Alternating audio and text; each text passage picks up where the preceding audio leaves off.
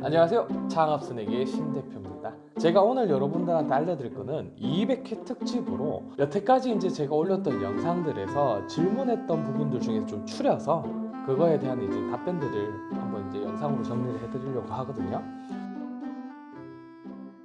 자, 그리고 생활혁신이나 창업지원사업에서 질문에 대한 답변을 좀 드릴게요. 가장 많은 질문들이 있어서 이것도 제가 좀 최대한 추려서 한번 보는 거예요. 자, 이미 타지에 있는 아이템은 선정 가능한가요? 라고 되어 있습니다.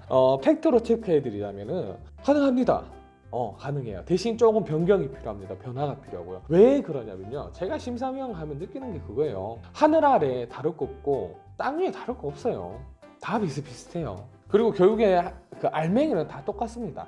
뭐 요즘 이제 네이버 웹툰에 보면 K스타트업이라는 사업이 있어요. 거기에 보면은 막걸리로 막 경연대회라든지 지원 사업에 참여합니다. 사실 잘 생각해 보시면 막걸리가 다 똑같거든요. 크게 차이가 없어요. 캔이 바뀔 수도 있고요, 비즈니스 모델이 바뀔 수도 있고, 생산 공정의 차이를 둘 수도 있고, 아니면 뭐 맛의 차이를 둘 수도 있습니다. 그렇기 때문에 100% 동일한 사업은 없다라고 인지하시고 내가 생각하는 거를 조금만 가미하시면 됩니다. 모든 사업 계획이라는 게 조금씩 다 차이가 있거든요. 같은 아이템을 가지고 있더라도. 그렇기 때문에 너무 걱정하지 않으셔도 됩니다. 만약에 선정이 안 됐다, 그리고 그 선정 안 된 이유를 전화를 통해서 피드백을 받았다 라고 하면 그거에 대한 내용들을 첨언하셔가지고 수정 보완해서 재참여하시면 됩니다. 생활혁신이나 창업지원사업은 선정이 안 됐을 때는 선정될 때까지 지원하실 수 있기 때문에 크게 걱정하지 않으셔도 되고요. 그리고 해당 지원사업의 특성상 대출의 형태를 강하게 띠고 있기 때문에 너무 걱정하지 않으셔도 됩니다. 그러니까 막 해보셔도 돼요. 그리고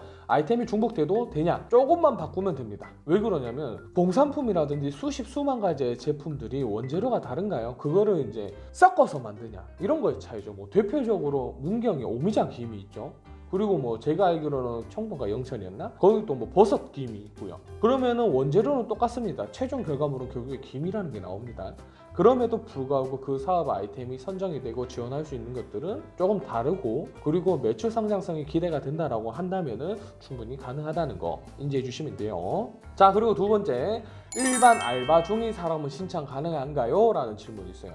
제가 좀 더 확대해서 알려드릴게요. 직장인, 아르바이트생 다 됩니다. 신청서 넣으실 수 있어요. 다만 이 사업을 받아서 수행하기 위해서는요, 사업자 등록을 하셔야 됩니다. 그러면 기존에 다니던 직장인들은 대부분 그만두셔야 되겠죠. 그만두라고 안 하더라도 아르바이트생은 논외가 될 수 있는데, 쉽게 말씀드리자면 직장인들이든 아르바이트생들이든 해당 지원 사업을 수혜받기 위해서는 사업자를 등록해야 되고요. 그리고 해당 기관에서 판단하기에 아르바이트생이나 직장인들 그거 다니면서 한다라고 하면 돈을 줄까요? 안 주겠죠. 왜? 겸직이잖아요. 결국에 이거는 지원금을 받기 위한 수단이라고 밖에 생각을 못 할 수 있습니다. 그렇기 때문에 다 퇴사해야 됩니다. 다 퇴사해야 돼요. 단지 이 사업을 선정받기 전까지는 직장인 아르바이트를 해도 되지만 이 사업을 수행하기 위해서는 퇴사를 하셔야 됩니다. 아시겠죠? 모든 지원 사업들이 대부분 동일합니다. 사업화 지원 사업이든 정책 지원 사업이든 전부 다 동일하다라고 보시면 됩니다. 자, 그리고 사업계획서 웹상에 직접 입력이 불가능한데 서술식이 아닌 개조식으로만 정리해서 제출하면 될까요? 네, 이렇게 하시면 됩니다. 제가 심사위원이라든지 또는 심사위원 하시는 지인분들을 통해서 제가 전달받는 내용들은요, 서술 형식으로 쓰는 게 제일 싫어요. 너무 싫어요. 안 그래도 나는 개인적으로 바쁘고 서류를 이만큼씩 갖다 주면 언제 다 읽어봅니까? 그리고 잘 읽히지도 않습니다. 그래서 개조식 또는 도식화 해가지고 간단 명료하게 딱 사업의 핵심을 찌르는 내용들을 한두 줄을 짧게 요약해서 알아보기 쉽게 전달해 주시는 게 좋습니다. 제가 아무리 전문성을 가지고 있더라도 여러분들이 사업을 어떤 걸 하고 싶은지, 정확히 어떤 전문성을 가지고 있는지는 제가 명확히 파악할 수 없습니다. 그리고 그 해당 아이템에 대해 제가 전문성이 오히려 창업자보다 떨어질 수도 있어요. 심사위원들 뭐 대부분이라고 하기는 좀 그렇지만 그럴 수 있습니다. 그렇기 때문에 이런 지원 사업들은 모든 지원 사업이 마찬가지예요. 깔끔하게 명료하게 작성해 주시는 게 좋습니다. 물론 상황에 따라서는 서술량이 필요할 수도 있습니다만 기본적으로 서술형을 하더라도 개조식으로 정리해가지고 한눈에 읽기 쉽게 만들어 주시는 게 포인트입니다. 그리고 만약에 뭐 서술 형식으로 작성해도 되는데요, 저는 뭐 긍정적인 효과는 없다라고 볼 수 있습니다. 물론 이제 뭐 소셜벤처라든지 가치 실현적인 것들 또는 사회복지 쪽인 부분에 대해서도 어느 정도의 서술은 필요할 수 있겠지만 모든 사업들이 대부분 현재는 도식화 또는 뭐 개조식이라고 하죠. 그렇게 작성들을 많이 합니다.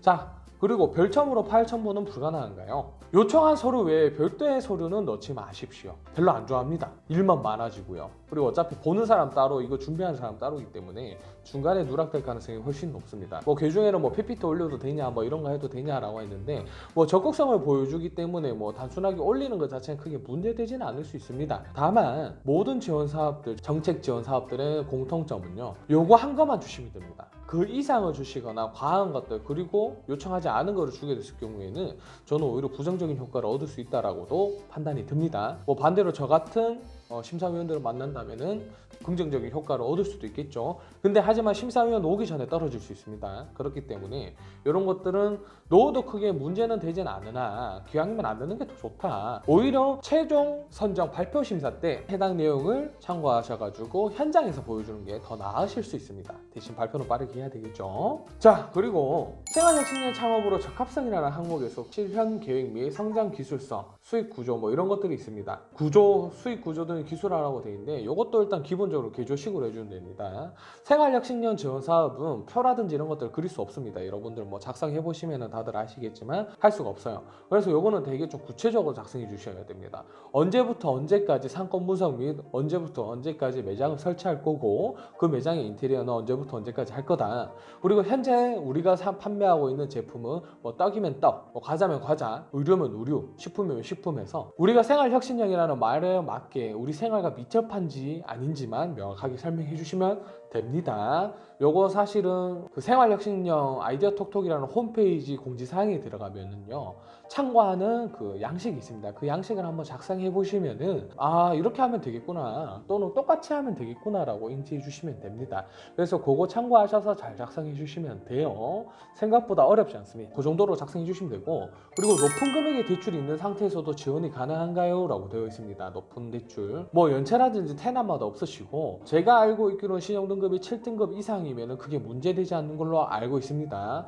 제 기억상에 신용등급 9등급도 전년도에 받았던 걸로 기억을 해요. 하지만 매년 한 해에도 지침이 뭐 한 번, 두 번, 세 번 바뀔 수도 있어요. 그렇기 때문에 제 말에만 너무 이제 신뢰를 갖지 마시고 내가 지원하는 기간에 맞춰서 공고문을 한 번 더 체크해 보셔야 됩니다. 아시겠죠? 근데 제가 봤을 때는 거의 다 뭐 등급 상관없이 다 진행이 가능했던 것 같아요. 뭐 예시를 들어드릴게요. 뭐 예시를 들어드리자면은 저 같은 경우에는 제 개인 대출이 한 2억 정도 있습니다. 제 명의로 돼 있는 대출이.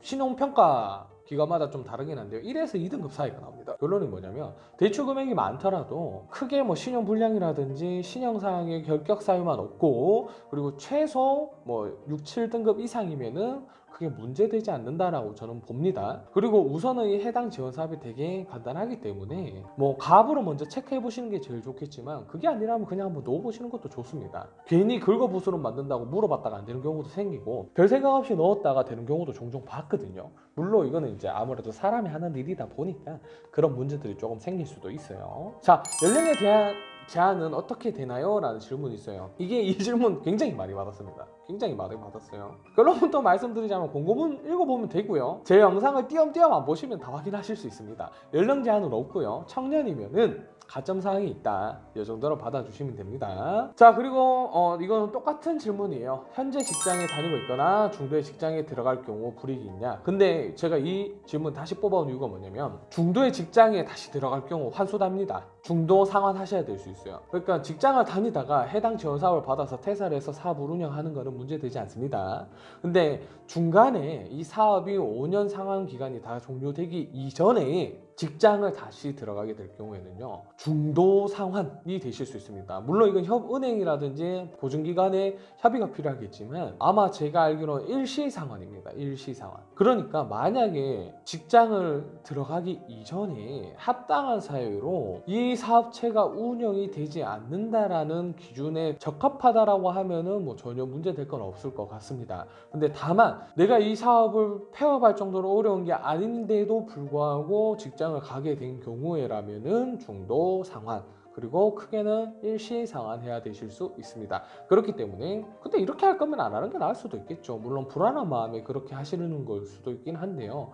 하여튼 간에 뭐든 이 지침 사항에 문제가 소지가 있다라고 느껴지는 것들은 해당 운영기관이랑 꼭 협의를 보시고 진행하시는 걸 적극적으로 추천 권유 드리고요. 그리고 필수사항이라고 보시면 될 것 같습니다. 자, 그리고 또 다른 질문. 두 명이 동업을 하게 되면 최대 2천만 원이라고 했을 때 각자인가요? 아니면 공동인가요? 공동입니다. 만약에 4천을 받고 싶으시다면요, 별도의 사업장 2개 내셔서 사업을 별도로 운영하시면 됩니다. 그리고 만약에 공동사업으로 하셔가지고 뭐 분담을 하시고 싶다라고 하면은 사업자 등록하실 때 공동으로 하셔야 됩니다. 근데 그 중에 한 분만 대표자로 선정해서 그분 이름으로 대출이 나오기 때문에 뭐 사실 의미 없다라고 봅니다. 그렇기 때문에 만약에 두 분이서 하신다라고 하면은 동업 계약서를 꼭 작성하시고 공증까지 받는 거를 추천드리고 싶습니다. 자, 제 전공과 사회 경력이 창업하려는 종목과 전혀 관련이 없어도 되나요? 라고 되어 있습니다. 상관없습니다. 사업 계획서가 명확하고 얼마나 계획이 구체적이고, 그리고 이 사업을 진행하기 위해서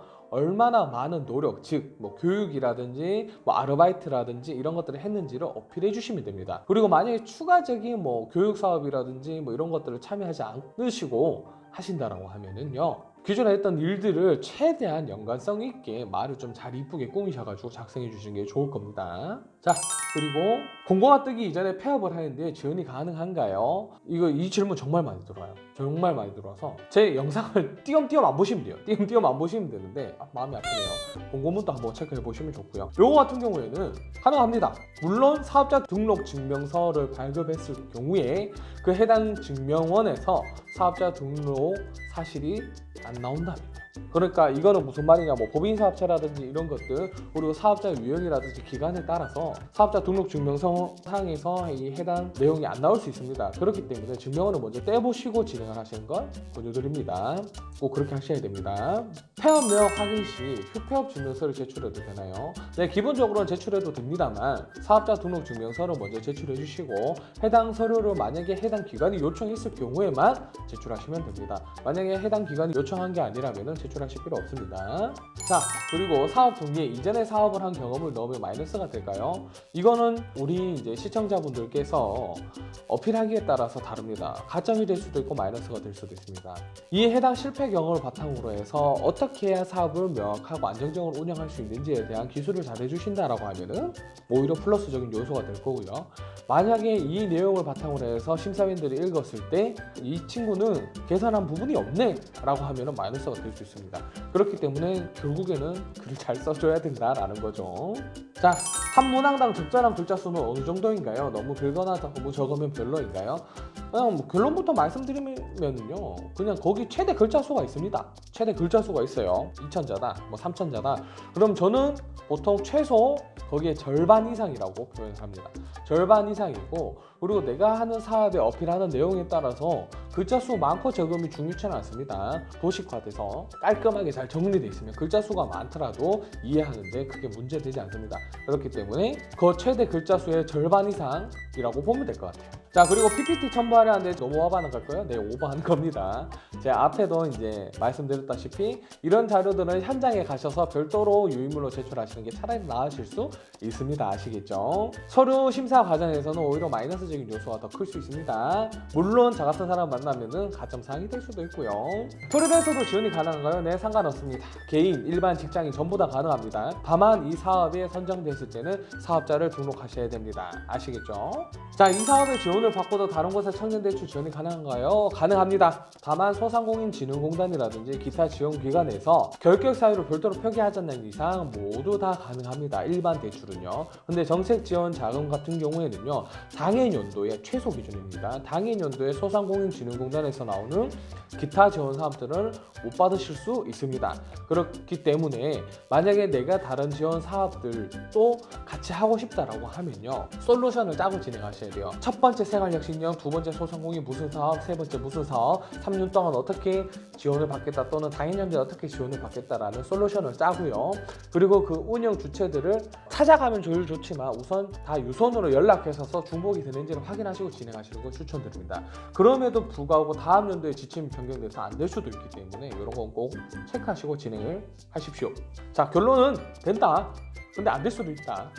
어떡하겠습니까? 그럴 수 있습니다. 지원 후 서면 평가 중으로 오랜 시간 심사 상태가 나오는 건 어떤 내용인가요? 라고 질문이 왔어요. 지금 이제 대구 경북권역에서는요, 해당 지원 사업을 하면 대구 본부에서 이 사업을 운영 주체 주관하고 있습니다. 근데 이 지원 사업이 지금 문제가 뭐냐면 소상공인진흥공단이 해당 사업뿐만 아니라 일반적으로 서민대출이라고 하죠. 개인 사업자들 소상공인 대출들을 지속적으로 제공하는 사업체이기 때문에 이 사업 아니더라도 굉장히 바쁘다라고 제가 피드백을 받았습니다. 그 해당 모 과장님이랑 연락을 주고 받았는데 지금 다른 일도 너무 바쁘기 때문에 이걸 제대로 신경 쓰지 못한다고 이야기를 하더라고요. 그래서 짧게는 한 달, 길게는 2달 이상을 이제 신청자를 최대한 모아서 한 번에 발표를 한다라고 하더라고요. 너무 바빠서. 그렇기 때문에 조금 길게 되더라도 조금 여러분들 여유를 가지시고 기다려주시는 게 제일 좋고, 만약에 2달하고 3달 너무 길다라고 하면 한 번쯤은 유선 통화 시도하셔가지고 체크해 보시는 게 좋습니다. 너무 많은 사람들이 한 번에 몰아서 사업을 진행하다 보니까 누락될 수도 있다라고 저는 보거든요. 그렇기 때문에 한 번쯤은 연락을 직접 해보시는 게 제일 좋습니다. 자, 어쨌든 지금 제가 약 2달 동안의 영상들을 올리기 위해서 제가 받았던 질문들에 대한 모든 피드백들을 해드렸고요. 물론 이 피드백을 듣고 또 궁금하신 사항들이 생길 수 있어요. 그런 건 항상 댓글 달아주시면 제가 열심히 최선을 다해서 그냥 빠른 시일 내에 제가 답변을 드릴 거고요. 그리고 이 질문 사항들을 제가 이제 정리하면서 보면서 느낀 점이 뭐냐면, 여러분들이 이제 좀 중요한 습관을 놓치고 있는 거 몇 개가 있어요. 그래서 제가 꼭 우리가 중요한 습관들 있는 거를 몇 가지 체크를 해드릴게요. 크게 3가지가 있습니다. 자, 하나는 운동.